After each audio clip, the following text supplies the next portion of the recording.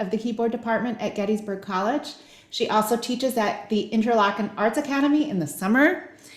What has she not done? She has presented nationally and regionally, virtually on a TED Talk.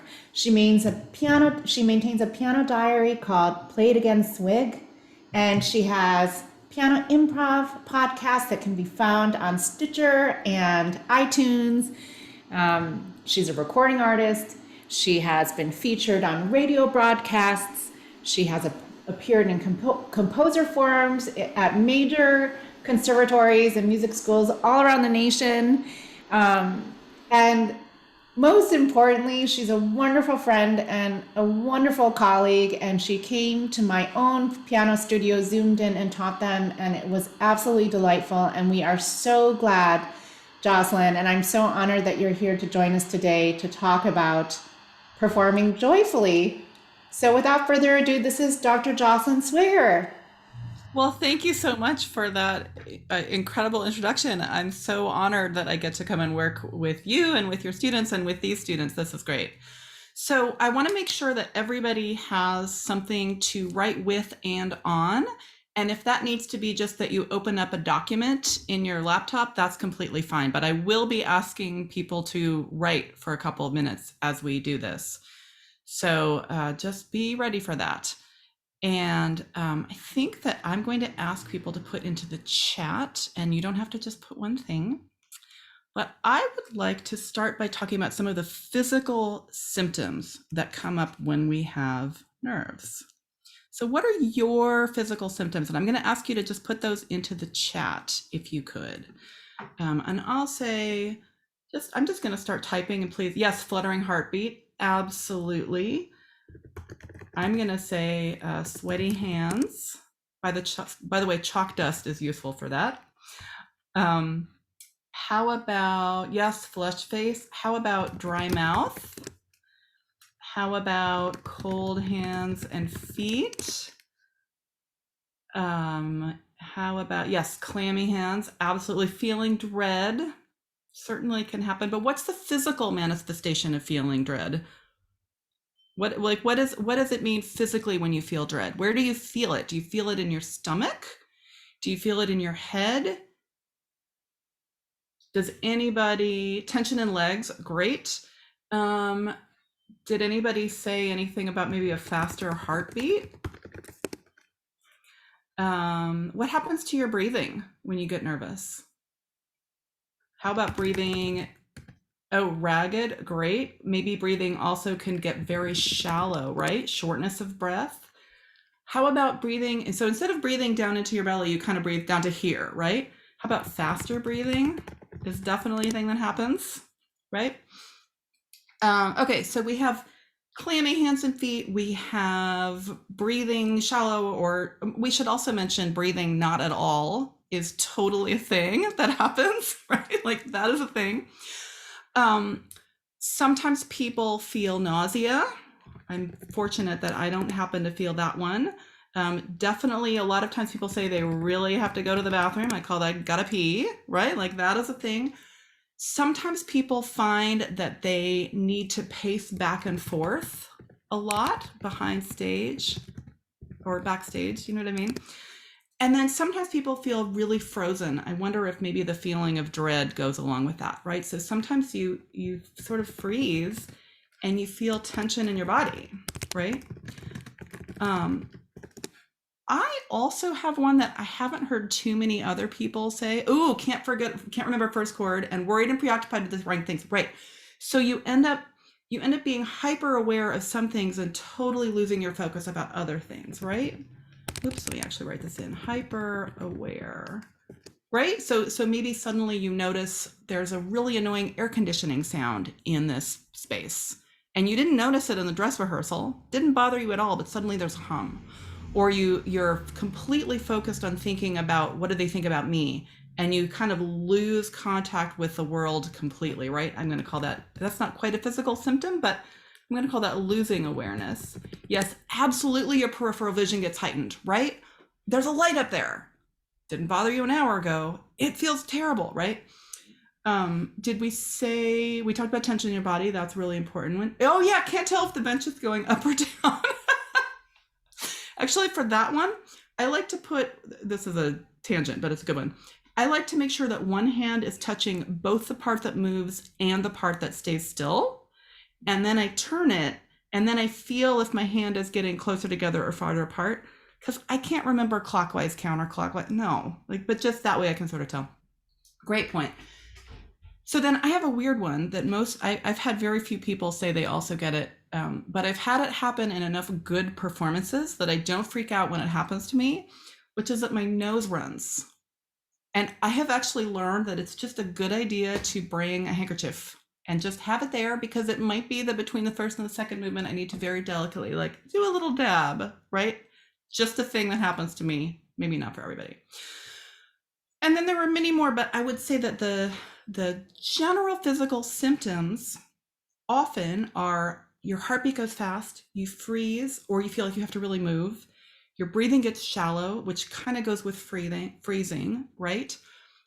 Your digestive system can sort of shut down, right? Singers complain a lot about dry mouth from that. Oops. And what all of these things have in common is that we evolved to have them so that if we are out in the woods, because by the way, in this scenario, we are cavemen and we have not evolved yet. But if we're out in the woods and we run into a bear, we have to be able to survive the bear, right? Like that would be really nice so that our species can continue. So when we run into a bear, we freeze. We don't want the bear to see us. That makes our breathing get really shallow. We are hyper aware of that bear and hyper aware of whether that bear is noticing us, right?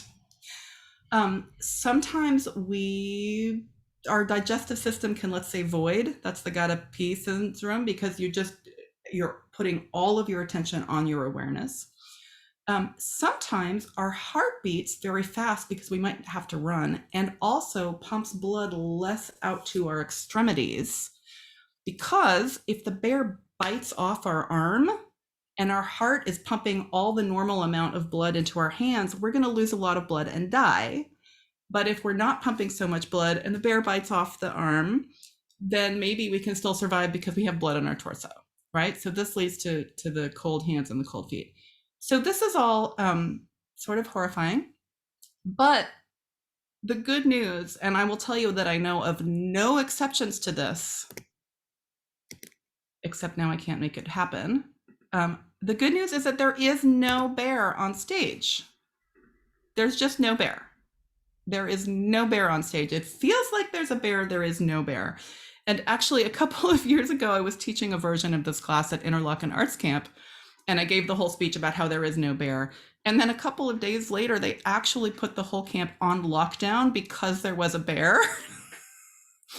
But the place that we all went with my piano students to be safe from the bear was this stage inside. So we actually are safe on stage. There is no bear on stage. And I think that that can be useful. If you feel like you want to grab a screenshot of this little public domain bear silhouette, you're welcome to. There is no bear. There is no bear on stage. That's really the super secret title of this talk, actually. But I felt like I couldn't really title it "There is no bear" because then nobody knows what's happening. So there is no bear. It's interesting, though, that all of the stories are about there being a bear, right? All of the interesting stories are about a bear. They're about a big challenge. They're about moments of drama and tension. And I think it's good to remember that when we're on stage, we really, really, really feel alive. In a way that I imagine, never having actually experienced it, we feel alive when we're by a bear. And it's actually really true that on the dial of emotions, fear and excitement are just one notch away from each other. So sometimes when we're feeling really nervous, it can be useful to go, okay, this actually feels a lot like excitement, and I really feel alive. And that maybe is useful. Maybe that's not useful, but it can be a thing to think about. All right, so that's kind of a mindset thing. with all of this fight or flight syndrome happening, the one single best instruction that you can give yourself that I know to stop this whole thing in its tracks, because what's happening is as soon as your body feels like there's a bear, it starts getting into this horrible feedback loop, right? Where you stop breathing, your heartbeat gets faster, you start producing cortisol in your brain, which is the stress hormone. So then your brain is saying, there's a bear, there's a bear, there's a bear. And the best way that I know how to teach your body that there is no bear is to breathe. And I know that sounds really simple, but I want to just do an experiment with you now at your pianos. Don't worry, you're going to be muted, but I'm going to ask you to hold your breath. And while you're holding your breath, play a phrase or two of something that you feel comfortable playing, and just hold your breath and feel what that feels like. It may feel very familiar, but I'll be quiet. So hold your breath and play something and then come back.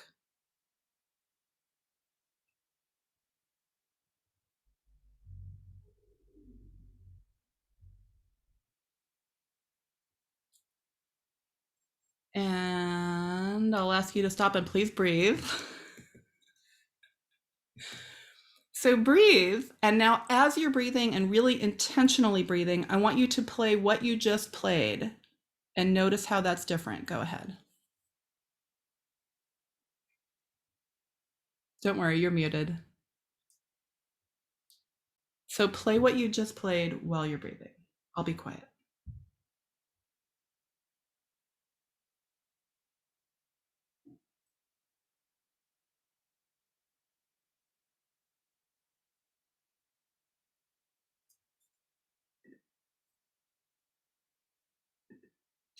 And then come back when you're done. And maybe put in the chat if you like, what was that like? What was different about those two experiences? Did the holding the breath feel really familiar? It might have.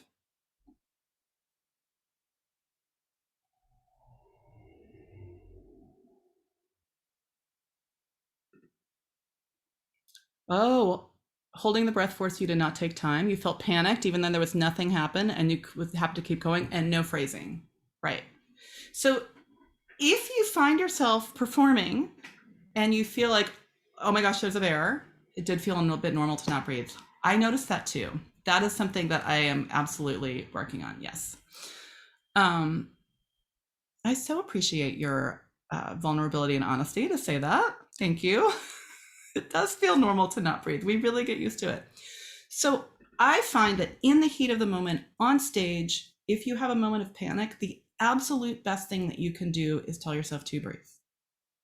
Just breathe. And there's a particular way of breathing that I want to show you. I want to teach you how to find your center. There were many ways of thinking about this. This is one particular recipe that actually comes from Don Green, who wrote a book called Performance Success. And at the end of this talk, I've got a link to a list of some resources. Anyway, so this is Don Green's recipe for finding your center.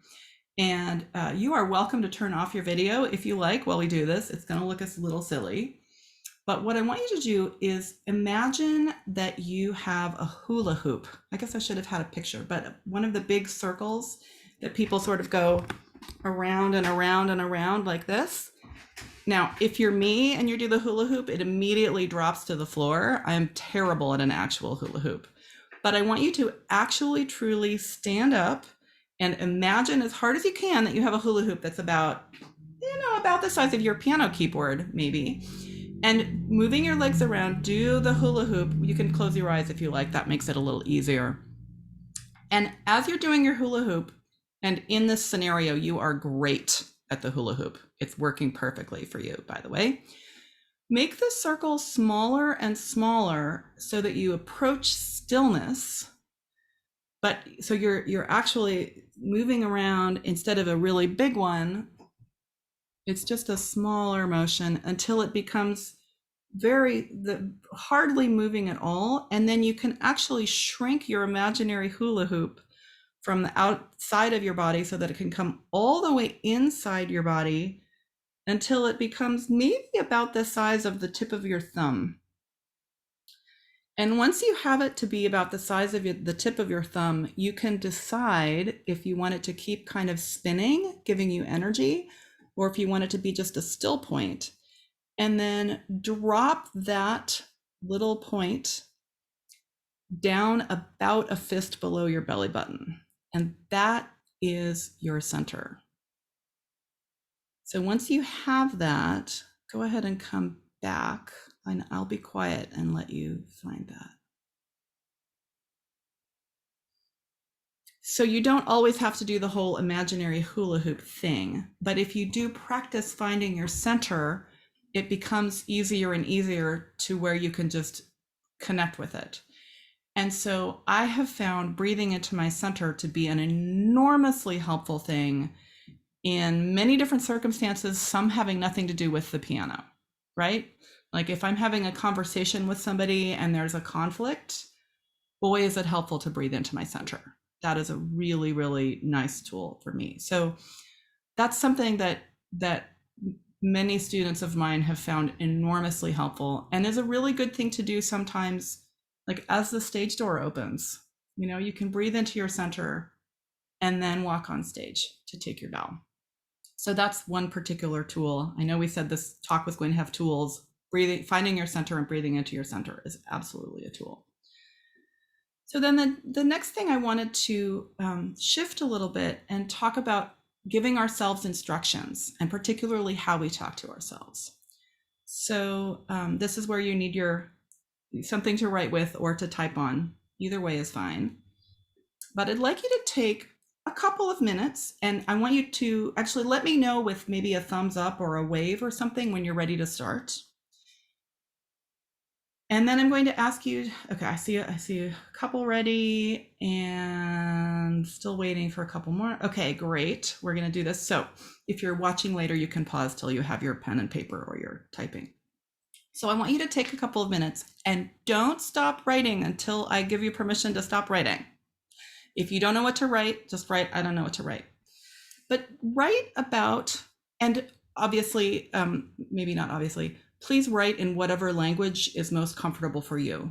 This will be for you, not for you to share. So if English is the language, great. If it's another language, perfect. So write in your most comfortable language. What does it feel like when you perform well? Take a couple minutes and write about that. I'll be quiet.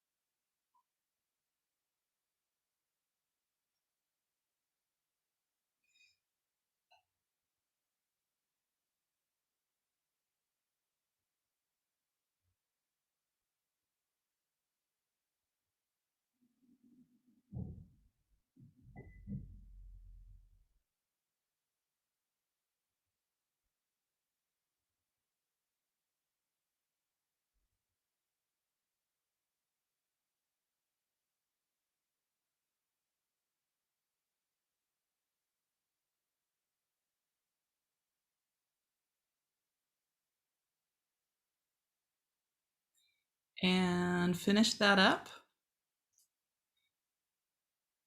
So you can stop writing there. And then the next thing I'd like you to write about is, what does it feel like when you perform and it doesn't go well? So keep writing till I tell you to stop.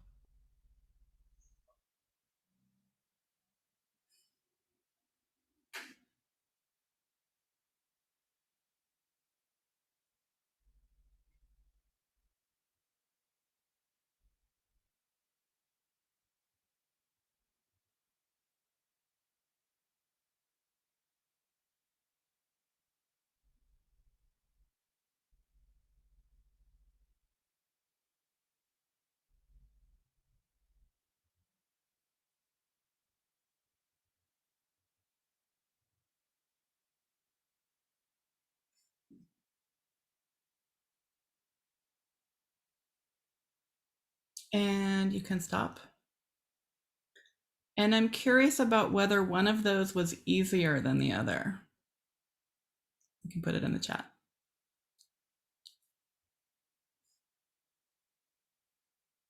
Or anything else that you want to observe about it is also fine. The good was easier than bad. Excellent. That's unusual. That's really, really great. They were about the same for you. Great. Many people find it much easier to imagine the terrible one than to imagine the good one. So it's really nice if we can practice imagining the good one. Good. All right. I have another one. So the next one, same deal. You're going to write and just think about what you would say. So the next one is, what do you say to a student or a friend when they make a mistake?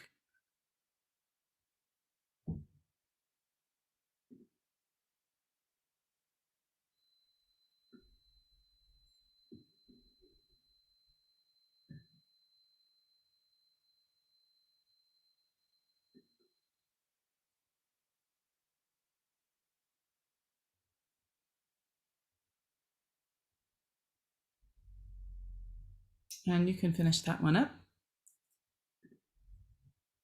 You say relax. Nice. Yeah. So what do people say to a student or a friend when they make a mistake? Any other comments? You can put those in the chat.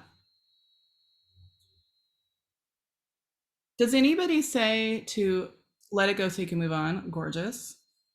Does anybody say to a student or a friend, I can't believe that you missed that note. You are horrible. How dare you even think that you could be a pianist? What is wrong with you? Probably, maybe not. And figure out the reason for the mistake. Excellent. Okay, so then the next thing is, I'm sure that you can maybe see this coming. What do you say to yourself when you make a mistake at the piano?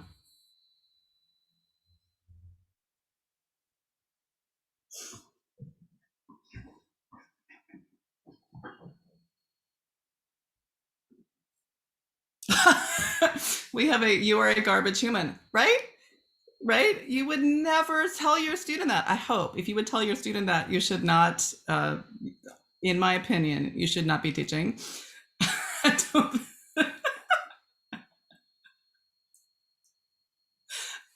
All right. Yes, Miss Vivian is harsher to yourself. I also am often harsher to myself, especially in performance. If somebody misses a note or even like really has a big slip that then they recover and they play some really beautiful phrases and make some great music in performance, I honestly didn't care that they made the mistake. I loved the beautiful performance, like truly. But if I make a mistake in a performance, sometimes that's all I remember years later. You know, I remember a performance. Yes, of course, I should have practiced more. Yeah. Unexcusable. Right. Right. Yes. Okay, so here's the next one. What do you say to a student or a friend when they perform well? When they get something right? What do you say to them? And you can also put this in the chat if you like, because it seems like this group is comfortable doing that. So if you want to put it in the chat or yourself, you say that was awesome. Excellent. You say you loved this particular thing. Yeah.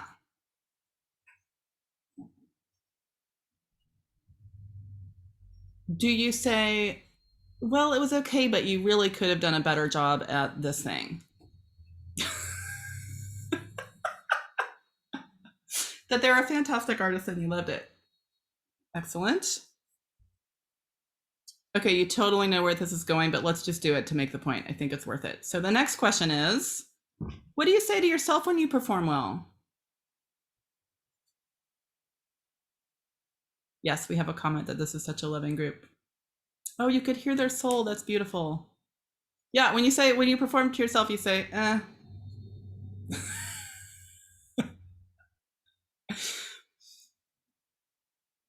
life goes on. Or does anybody, maybe when we perform well, it's like, well, obviously that's what should have happened, so there's nothing to comment on. Maybe. Just another day. Relief. Yeah. So It's actually really important, and I think this group already has a pretty solid handle on this, which is great. It's really important to practice giving ourselves positive instructions and reinforcement, because the hugely important skill in practicing, where you need to find the mistakes and fix them, right? Like when you're practicing, you need to be looking for what's the problems so that you can find them and fix them and make them go away, right? That's the opposite of what you want to be doing when you perform. When you perform, you want to be putting your attention into the next phrase and not yelling at yourself because of the thing that you just missed. And also, when we're performing and also when we're practicing, like part of the point here is that we can practice in ways at the practice room that help the performing do what we want. I mean, obviously, but truly, we want to give ourselves instructions in a helpful way. So if you tell yourself, don't miss the F sharp, you garbage human being, that's less likely to actually land well in your brain than remember the F natural. Or even remember the F natural, you've been working really hard and I bet you can do it. Which probably, like, even saying that out loud feels cringy, right? Like it feels so cringy to be nice to ourselves and so normal to be horrible to ourselves sometimes. But be cringy. We have to be cringy. We have to be cringy. All right. It's really, really important to give ourselves instructions with positive language, partly because if you tell your brain, don't do the thing, right? Don't screw it up. All your brain hears is screw it up. So you have to tell your brain, do the thing that you want. But sometimes that can be really hard for us to think about, right? So a nice way of thinking about this is, well, just in general, thinking about our mindsets. Are you kinder to others than yourselves? Right? Maybe, maybe not, right? Is it easier to write about the negative than the positive? Maybe, maybe not. This group seemed not so much on the negative side, which is great, but unusual, actually. It's pretty unusual. Usually when I have these kinds of conversations, people say, oh, the negative is easier. Sometimes we have more practice imagining negative performances than imagining the positive ones. You know, if you spin with dread about what it's going to be like when it's so horrible and you don't know what you're doing, and you practice that, you are practicing having the bad performance. And athletes, which, I mean, we are catching up to them, but for decades, athletes have been practicing imagining the positive performances. So that's really something that is useful for us to do. So one way in which I think it's really helpful and important for us to give ourselves positive instructions is what I like to call the pre-flight checklist. When I sit down to perform, first of all, the performance starts from before you go on stage, right? Like we all know that. But I don't want to just walk out and bow and sit down and play the first note. And I have no idea, I think somebody said earlier in the chat, you have no idea what the first chord is, right? So if I know that first chord is a little bit scary to think about, then I need to make sure I have my analysis clear about it, right? But I like to have a pre-flight checklist. And what I mean by that is, you know, when you fly, hopefully before the plane leaves the ground, somebody walks around with a clipboard and says, wings attached? Yep. Wheels working? Yep. Enough fuel? Uh-huh. Okay. Do we have the map in place? Yes. Like you just make sure that everything is where you want it, and then the plane flies. You don't just get on the plane, like the pilot doesn't just get on the plane and be like, okay, we're going, because then they would crash, right? So I thought a nice thing for us to do here would be to have everybody come up with your own pre-flight checklist for a piece that you will perform someday. Maybe next week, maybe next month, maybe this year, you decide. But think about what might go on that pre-flight checklist. I think usually it's nice to have maybe 4 or 5 cues, right? I don't want to be giving myself a list of 25 things to remember. That's no good. I would say that most pre-flight checklists, it's good if they include the instruction breathe. I would say most pre-flight checklists, it's good if they include some sort of thinking about what the emotional content is of the piece. Many pre-flight checklists include a spot that you kind of want to watch out for, right? And that's where the positive language, I think, gets really important. So if you have a spot that you want to watch out for, instead of saying, don't screw up the 16ths at the top of page 5, tell yourself that in a more positive way, right? Play those 16ths really accurately, or nail that passage, or make that passage feel really comfortable, or some way that is telling you a positive thing and not just don't do the negative thing. So I'd like everybody to take a minute or two and think of a particular piece and think of a particular pre-flight checklist that probably should include breathing, probably should include some spot to watch out for, probably should include some sort of emotional content, and then maybe one or two other things that depend on you, depend on the piece, right? Maybe you're really working on a particular thing right now, and so you want to make sure that you remember that. You know, a few years ago, I was really, really working on making my thumb being supported. So every pre-flight checklist was to check in with that thumb. So whatever the thing is that you're working on, it's sometimes good. Anyway, I think you get the idea. So make up your pre-flight checklist. Let's say no more than 5 things. Is this is this addressing like right before a performance, or when is this Yeah, no, pre-flight? this is for right before a performance. Like Okay. you walk out on stage, you bow, you sit down, and then you do your pre-flight checklist, and then you play. This happens between the bowing and the playing. Thank you for that question.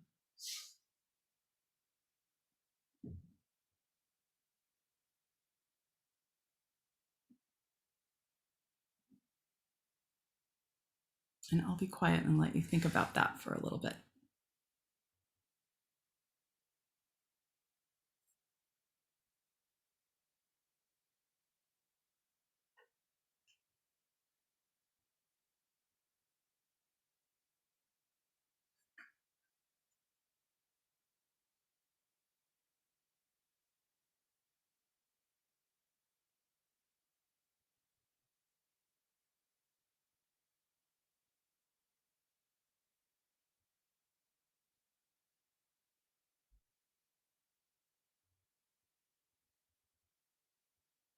And if you feel like it, you might put in the chat what the piece is and what some of your pre-flight checklist things are.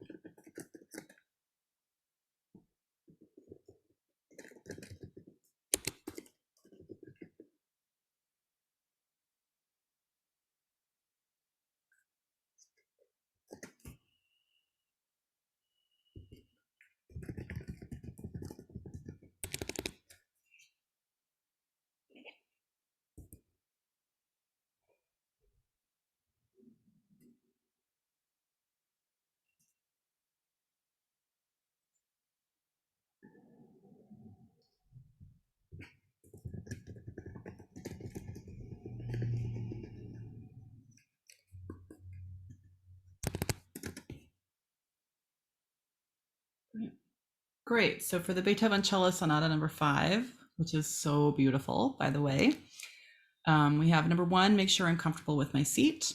Music is set up properly. You can see the cellist and think about how you want to open. And breathe and clear your mind. Great.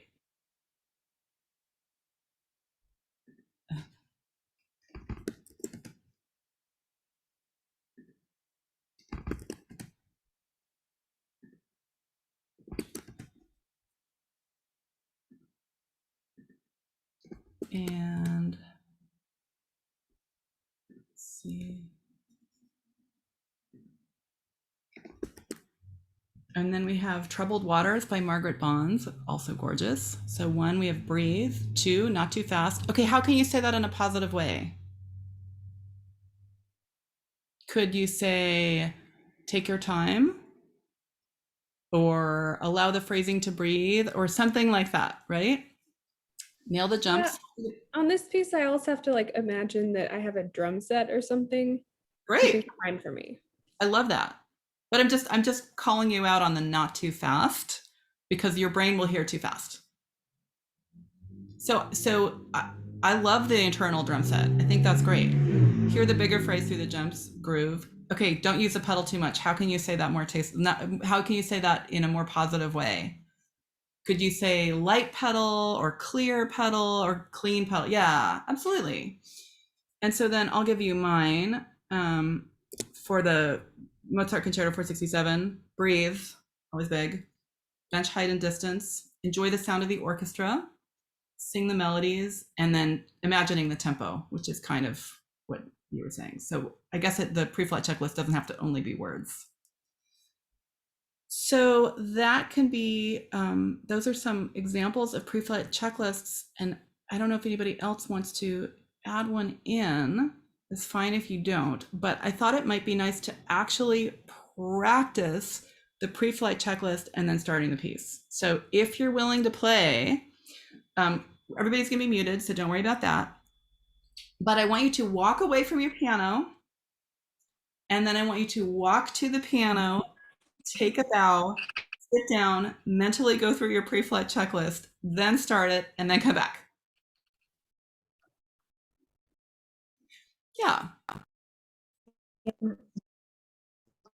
Oh, you're going in and out. I'm sorry, can you put it in the chat?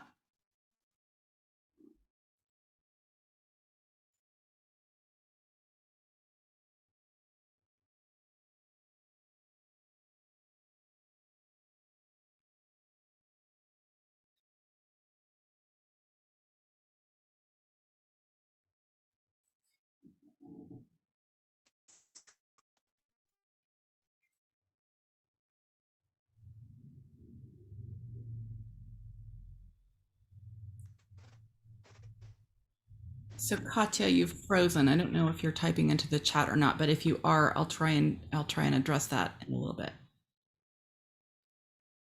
Okay, so any comments about how that was to practice that? Or it looks like people are mostly done. Maybe put them in the chat or speak as you like. Either way is fine. You forgot to breathe. It was a little weird. Okay.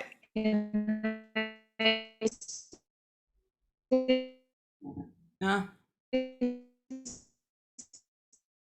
It's sounding, I'm not quite able to hear you. I don't know. Actually, it looks like you're all muting, and I'm muted and hearing. Okay, so before months, what I Oh, here we go. One of the things before performance is visualize channeling the energy of the piece and connecting with the divine source. That's beautiful. That's beautiful. Yeah, do that. That's way better than the pre-flight checklist. But so part of the point here is that we often don't take the time to do that, right? We practicing the piece, and then when we perform it, it's this totally different thing. So we can practice. I don't know, can you all hear me? I think there's something strange is happening. We can practice many of the elements of the performance, even when we're not actually on stage. Oh, we lost her. Okay. Yeah. So does that sort of make sense? That the pre-flight checklist is a piece that we can practice instead of we get on stage and it's the first time we've actually thought about organizing our mind in that way. Yeah, we want to only use positive language for that. So Can I say something this reminded me of? Yeah, absolutely. I think I just finished a degree in collaborative piano, and I think one of the big differences in that right moment before you play is when you're with people that have to set up instruments, you get extra time on stage. That's right. When it's just you, I feel like there's pressure to, well, let's go. Like, what are you doing? You're taking so long to start. Yeah. And it feels way longer to you when you're on stage, but when someone has to like set up their cello and put down their rock stop and get their music and make sure everything is ready to go, then that is sort of built into the experience. And I think it makes, I always feel calmer playing that kind of music than Absolutely. That's a great point. And I think you also made the really important response point, which is that it feels longer to the performer than to the audience. You know, the audience actually, I think, also can use that time to get focused and ready to hear. Because when the performer comes out and sits down and plays, the audience is like, wait, what? I was still in the middle of the conversation about what restaurant we're going to. You know what I mean? Like, it's not quite. So there is something about the moment of, well, to go back to the idea about the in the chat saying one of the things I do before a performance is visualize channeling the energy of the piece and connecting with the divine source. It is kind of an invocation.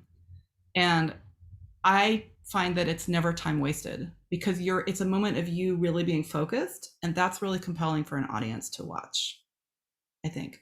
And also it probably takes about 8 seconds, even if it feels like it's a minute and a half, right?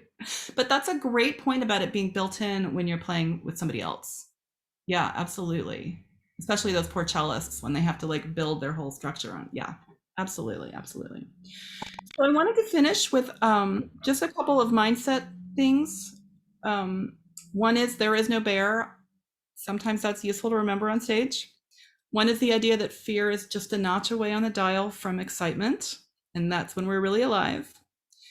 And then I also wanted to make the point that every opportunity that we have to get nervous where there are no consequences is totally a gift from the gods.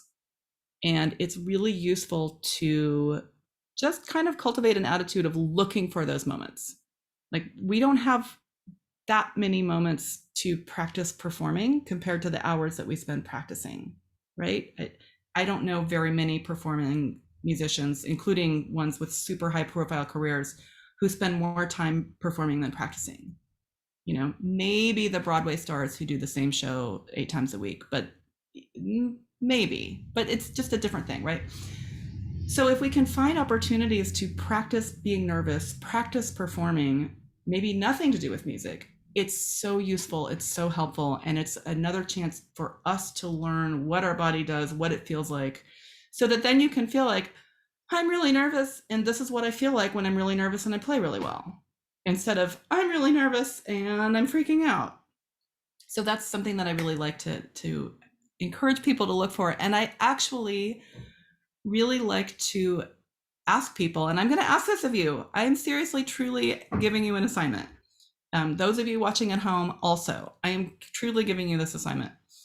I want you to find an opportunity to practice courage and trust away from the piano, and then I want you to email me what it was. And it might be, it's going to be different for different people, right? It might be that you raise your hand in a class, or it might be that you sign up to perform for something that you weren't going to perform, or it might be that you speak up in a situation. Different people, you know what requires courage and trust of you. Sometimes I leave my bike unlocked as an opportunity to practice trust. I don't do it in big cities. I don't do it in big cities. Only in Pennsylvania. Only in my little college town. That's right. But you know, it's good to seek out opportunities. So I'm giving you the assignment. Find an opportunity to practice courage and trust, and then let me know about it, because I'm really truly curious and would love to hear about it. And so I'm giving you my email, and yes, I'm going to put it in the email right now. Here it is. I'm going to copy it. And then also, I do have some resources that I can share with you on my website. If you go to joselyswigger.com, let me make sure I get this right. / there is no bear. It's just a list of some resources that I have found really helpful and that I sometimes assign to people. So I like to end with reinforcements. And I think we'll do this maybe just for yourself. And those of you who are listening at home can also do this for yourself. But because it's useful to practice looking for things that we can reinforce positive thoughts about, say to yourself, I reinforce, and then fill in the blank with something that came up for you during this class. And then a thing I like to say is you're not allowed to use your reinforcements as an opportunity to passive aggressively criticize yourself. So you can't say like, I reinforce, I'll be less terrible next time. I get it. I reinforce something that is useful for you. And I want to say that the place that I got these reinforcements from was from a friend of mine who was executive director at a Shakespeare theater company, where they ended every rehearsal and meeting by having everybody go around and say reinforcements. And I have always thought that that's a really beautiful thing. So I'm going to ask you to give yourself a reinforcement, that you have something that you want to reinforce and take forward from this class. If you'd like to put it in the chat, you're welcome to. If not, that's totally fine. I will say that I reinforce how much this group already has been practicing positive self-talk. I think that's really exciting to see. And hopefully as a sign that the training has been changing over the past couple of decades so that it's no longer such a radical idea. I think that's really great. That was a long reinforcement. And then I think I'll just take questions if we have any questions. Yeah, Deborah. So I feel like the worst moments for me on stage is when you're playing a slow part, but you know a fast part is coming. Oh, yeah. And you are so distracted by the fast part that's coming that you forget what's happening in the slow part. Mm-hmm. And then both parts are bad. And like, for example, the Chopin's Second Ballade, or like any slow introduction to like a sonata or something like that, where you're trying to, it's already hard enough to play slow, but you're have like the jitters from the fast part. Like, what kinds of language do you use in your mind? I mean, I think at this point it's already hackneyed, but breathe is really a true thing. I swear that breathing helps. I also find that the moments that don't work for me on stage are when I'm thinking about myself. How am I going to play that? Right? Or what did they think of how I just played that? Or what will they think about me playing that? Right? But the moments that work well are when I'm thinking about the music. Right? And so in addition to breathing, an instruction that I think is really helpful, or that I find helpful, is put your attention back in the phrase. And put your attention, and sometimes you have to do it 50 times in the phrase, right?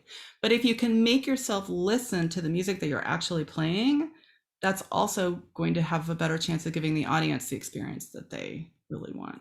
And then the other thing I'll say is that the pre-flight checklist doesn't only have to happen pre-flight, right? I think it's really useful to have reset points within pieces.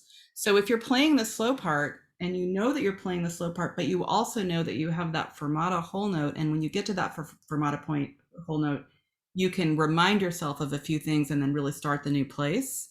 Then maybe you can let it go a little bit and be where you are. So I find it really useful to fluctuate. Yeah. It's Vivian. Joselyn, I have a question for you. Okay, so like other instrumentalists and singers, musicians, they have the benefit of being with their instruments right before they perform, but pianists don't really have that luxury. And also, if you're in a collaborative piano type setting or in a chamber music type setting, you might have another ensemble in front of you, right? And you're in the back room and everyone's playing and you're quietly with your music. And maybe you haven't touched the piano then in an hour because the hall was open 30 minutes beforehand. Or even in a studio recital type setting where I have my 30 pianists come and play, and then the ones at the end have to sit through or in the back room waiting, right? And I remember you telling me a story once about waiting, like a class all performing and somebody had a memory slip. Oh God, yeah. And like, can you just say, like, quickly just make some suggestions about like what to do when you're waiting? Oh yeah. I mean, I think, again, so boring by this point, but honestly, breathe. I do think the idea that we are our instruments is really useful. Right. So I like to do yoga backstage. I mean, I realize you can't do yoga if you're like standing in the place where everybody is or sitting in the hall, but um, if I can focus on my breathing and focus on connecting to my body, that is also connecting to my instrument, even though it's not the instrument that I'll be playing. Right. Um, I think imagining the way the music is going to sound is a really powerful thing, even though it's not touching the instrument itself. But I think it does a lot. It helps a lot. Um, and then there's a lot to be said about mental practice. That I mean, today of course has been so short. So the I've talked with people who travel all over playing, and they've talked about doing some of their best practicing on the plane and saying that the places that they mess up on the plane are the places that they mess up in performance. And so I think that as pianists, we do have this weird physical disconnect from our instrument. It's just a thing that we have, right? Like we can't lift up our instrument and we can't embrace our instrument the way so many others can. And we can't really stand up and play our instrument unless we've made some weird modifications, right? Like, so there's a lot that is a disconnect. So I feel like the more that we can connect to what's happening in the body, the better off we are. I don't know how much that helps the little ones sitting and waiting in the studio, but hopefully a little bit. That's a great question. Yeah. I think a trap I fall into is having too complicated of thoughts that I plan out, because it sounds like a very specific thought, but it's not practical when you're in real time playing.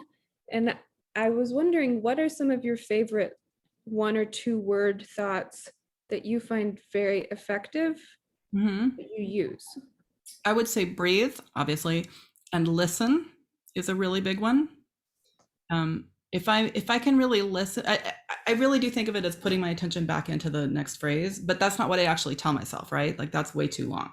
But listen. If I'm really listening to the sounds that I'm making, like really listening, not just like hating myself because I played a wrong note, but if I'm really truly listening, then something magic can happen, you know? And I think there's a lot about caring about the music more than we care about ourselves. That's not answering your question about a short thing to think about, but the more I can think about the music, and listen is a shorthand for that, the less I'm thinking about myself or thinking about myself as a conduit for the music, right? Which is hopefully what's happening. Well, I think breathe and listen would probably be my 2 most effective. And also, if you find yourself, if you make yourself like a 30-point to-do list, then the pre-flight checklist might be really useful for you because it would make you hone it down to just a few things. And the one that you put in the chat was really beautiful and seemed like it would, like, maybe you don't need your 25-point checklist, or maybe you need your 25-point checklist when you're practicing, but then it's good to practice just using the shorter one so that you can just do that. And then also meditation is incredible and you should totally do it if you don't already. It's super, super useful. We're going to have you come back and do a meditation seminar with us. Happy to. Great. Debbie, I think you had one more question. I do have one more question. Another thing that I've noticed from spending more time doing collaborative piano from my master's degree is that it's a lot easier to get out of your own head if you are concerned for the well-being of your partner on stage. Totally true and beautifully said. So much harder to do when it's just you. Yeah. Because it's hard to, like, where do you put that? Like, yeah. Concern. You don't want to freak someone out that you're about to go on stage with, so you don't want to be nervous around them. That's right. And you want to always be listening to them and be like, how can we make this work? But when it's just you on stage, it's so much easier to slip into the mindset of like, oh no, I'm losing control of the situation and this is my fault and that sort of thing. Yeah. So first of all, I love that you have observed that, and I can tell that you certainly already are, but definitely will be an amazing collaborative player for having that mindset with your partners. That's really, really beautiful. So good on you. That's great. But then I'll also say that sometimes I can give that energy to the audience, right? Sometimes I like to imagine that there's somebody in the audience who's had a really rough day, or maybe a really rough life, but a rough days, who really, really needs me to play beautifully so that they can have a moment of getting out of themselves and experiencing something. And my imaginary person doesn't necessarily need me to play perfectly for that to happen, right? Just like your collaborative partner doesn't necessarily need you to play perfectly for that to happen, right? So if I can feel like that sort of hostess concern, kind of, if I can give that to the audience, I often find that works really nicely. And also, then I don't feel so lonely on stage, right? It's not, I'm here, it's we're all here together to enjoy this amazing music. Isn't this thing that this person wrote cool? That's a little bit different. What about an audition? Yeah, I think even more, all of it. When you're playing an audition, the safest place that you can go is into the next phrase, right? Like they might like you, they might not like you, but you know your music and that music is safe for you. And also, the people who are hearing the auditions are dying to hear somebody really listen to their phrase. I mean, I've heard a lot of auditions now, right? And seen a lot of people be really nervous. And when people play and they're really listening, it's such a pleasure. It's such a joy. So an audition is actually a perfect opportunity. And look, I realize sometimes you're auditioning and you really, really, really want the thing and it's really important. And sometimes it's just like, oh, maybe I'll get it. But when you're playing the audition, even if it's the I really, really, really want the thing, the safest place to go is into the music. Yeah, just that I know. Yeah. There's my Awesome. Dr. Swigger, thank you so much for today. That was amazing. Thank you. It's been such a pleasure. And so many gems in what you talked with us today. And thank you for sharing with us and answering our questions so beautifully. And also these amazing questions from people in the audience too. Like this was really special. We hope to have you back. And I also want to thank our participants for joining us today. We are Pixical, an extracurricular virtual platform. We're trying to offer up valuable learning experiences from beginners to experts. And so if you keep in touch with us and let us know what it is that you'd like to learn more about, we'll try to provide. It's an exciting time for us as we try to grow our program. And just so you know, next week we are inviting Jessica Liu, an Instagram influencer for piano practicing. She hosts a piano diary. She has like over 20,000 followers that watch her practice. It's incredible. She inspired me to try to post a few videos. It was so hard to just show myself in, works in progress and not something so polished, but she's gonna share with us how she does it, and same time next week. So if you can join us, we'd love to have you participate. And without, again, thank you so much, Dr. Swigger, and wish everybody well and hope to see you next week. Thank you. Thank Thank you. you, Jen. Bye. Thank you, Joselyn. Thank you. I think we're done. Awesome. We are